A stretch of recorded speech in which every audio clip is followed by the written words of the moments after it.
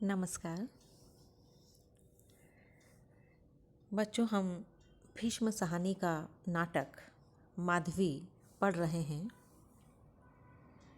हमने इसके कथानक को देखा और हमें पता लगा कि इसका कथानक महाभारत के एक आख्यान से लिया गया है।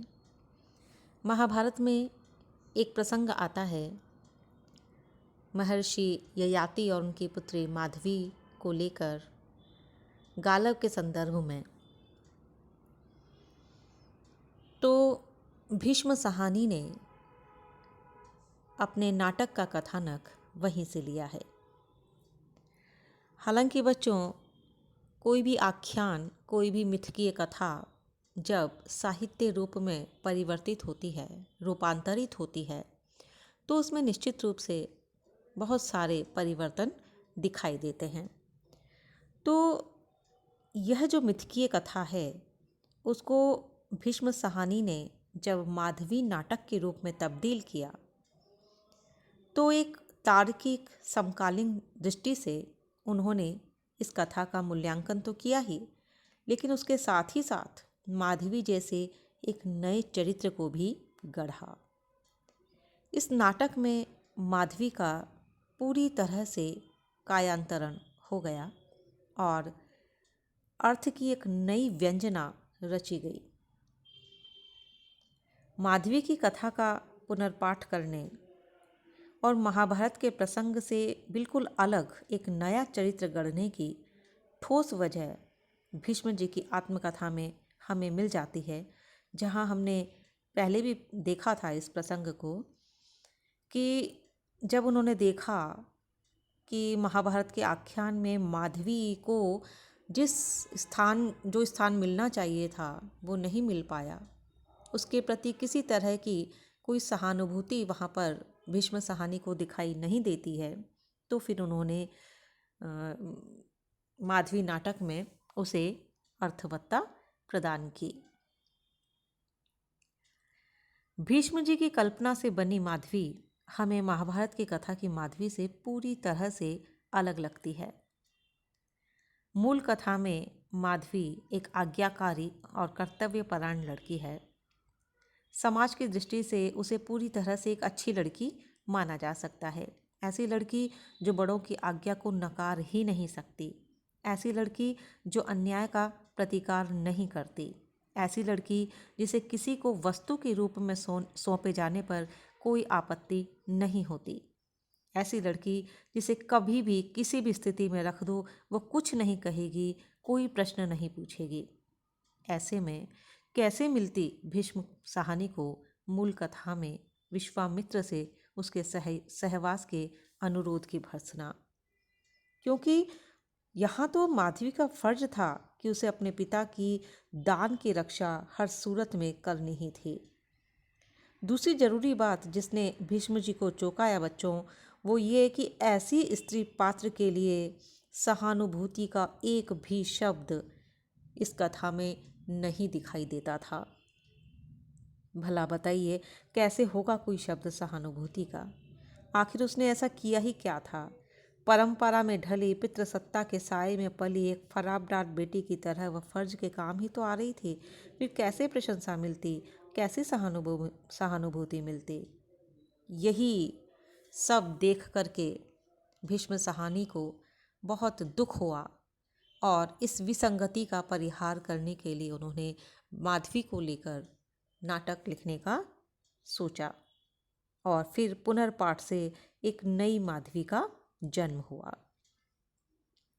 भीष्म जी की माधवी जिसके लिए भावक और सामाजिक के मन में सहानुभूति पैदा होती है, ऐसी माधवी का सर्जन किया भीष्म साहनी ने। नाटक की जो माधवी है उसके इर्द गिर्द प्रधान भूमिका निभाने वाले 3 पुरुष पात्र हैं। जहाँ तक ययाति, विश्वामित्र और गालव के चरित्र हैं, इनके साथ नाटककार ने कोई खास छेड़छाड़ नहीं की है। नाटक में 3 प्रधान पुरुष पात्रों के अतिरिक्त अयोध्या नरेश, राजा हरियश, काशी नरेश देवोदास और भोजराज उशीनर से ये 3 सहायक पुरुष पात्र भी हैं जिन्हें क्रमशः माधवी सौंपी जाती है। ये सभी चरित्र अपनी पुरानी भूमिका में ही नजर आते हैं। ये चरित्र भी महाभारत की कथा से मिलते जुलते ही दिखाई देते हैं। प्रधान जो पात्र है, पुरुष पात्र विश्वामित्र, गालव का अभिमान वो खंडित करते हैं। गालव को अपनी प्रतिज्ञा पूरी करनी है और ययाति को दान के मार्ग पर चलकर यश अर्जित करना है। तो ये सभी पुरुष पात्र पुराने रूप में ही नाटक में आए हैं। नया है तो रचनाकार का ट्रीटमेंट, जो दर्शक और पाठकों को उनके द्वारा माधवी के शोषण की सारी तहें खोलकर दिखा देता है। बच्चों, यहाँ ये तीनों जो पुरुष पात्र हैं वो आत्मकेंद्रित और स्वार्थी जान पड़ते हैं। जिनके लिए स्त्री के रूप में माधवी एक बेटी है, दान में दी गई वस्तु है, उसकी अपनी कोई स्वतंत्र अस्मिता है ही नहीं। माधवी के चरित्र का एक पक्ष तो पुरानी कथा के अनुरूप ही है कि वह इन तीनों पुरुषों की महत्वाकांक्षाओं की पूर्ति का साधन बनती है, पर नई माधवी की तरह उसके भीतर द्वंद्व है, सवालों की अनगिनत श्रृंखलाएं हैं, पीड़ा और अपमान की तहें हैं, और इन सब में पैदा हुई एक स्त्री के रूप में अपनी अस्मिता के प्रति उसमें धीरे धीरे आती हुई जागरूकता भी हमें दिखाई देती है। हम देखते हैं कि नाटककार ने आरंभ से ही माधवी को लगातार प्रश्न करते हुए दर्शाया है। 3 अंकों के इस नाटक में माधवी ययाति के द्वारा उसे गालव को सौंपने से पहले ही अपनी सहज मुद्रा में पहली और आखिरी बार हमें चहचहाती हुई दिखती है, परंतु दान की बात एक कहर सरीखी सिद्ध होती है और यहीं से शुरू होता है प्रश्नों का सिलसिला। दान में यह क्या पिताजी, क्या आप नहीं चाहते हैं मैं आपके पास रहूं? आज माँ होती तो क्या वे भी मुझे इस तरह दान में दे देती?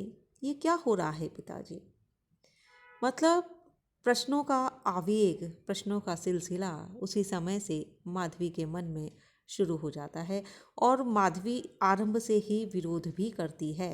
अपने आप को जब वो वस्तु में बदलते हुए देखती है तो वो अपने पिता से बहुत सारे प्रश्न करती है, लेकिन पिता उसके सवालों का जवाब दिए बिना ही उसे दान और धर्म और कर्तव्य की दुहाई देकर गालव के साथ भेज देते हैं।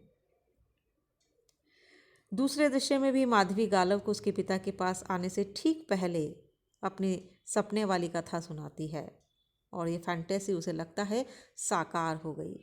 तब गालव भी अपने प्रेम को प्रकट करता है और माधवी अयोध्या नरेश के पास लंबे रास्ते से जाने का निर्णय लेती है ताकि दोनों को एक दूसरे के लिए ज़्यादा वक्त मिल सके। इस तरह भोली माधवी गालव के लोभ को प्रीति मान बैठती है। अपनी महत्वाकांक्षा को छिपाकर गालव अपने प्रति माधवी के मन में गहरी सहानुभूति पैदा कर बैठता है और यही नहीं, वस्तु के रूप में अपना मोल करते हुए गालव को आश्वासन भी देती है कि चक्रवर्ती बालक को जन्म देने वाली बात से किसी राजा के हाथ में मुझे सौंपना तुम्हारे लिए आसान होगा।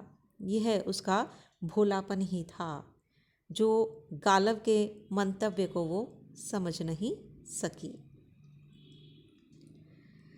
इस तरह से नाटककार ने गालव के माध्यम से माधवी के लिए एक अलग ही तरह की सर्जना की है। स्वप्नों की जो बात इसमें आती है वो भी इसी सिलसिले में आई है और अंत में जब सामंती पुरुषवादी सोच को ठेंगा बताती हुई माधवी मना कर देती है फिर से कौमार्य को प्राप्त करने के लिए, अनुष्ठान करने के लिए, और गालव देखता ही रह जाता है, उसके हाथ में अब कुछ बचा ही नहीं। और यही माधवी बच्चों चाहिए थी भीष्म साहनी को। प्रतिरोध करती हुई माधवी, अपनी अस्मिता की पहचान करती हुई माधवी और आधुनिक संदर्भों में एक नई सचेतन माधवी। तो इस तरह से बच्चों माधवी का पूरी तरह से कायाकल्प कर दिया है भीष्म साहनी ने अपने नाटक में माधवी चरित्र की सर्जना करके। धन्यवाद।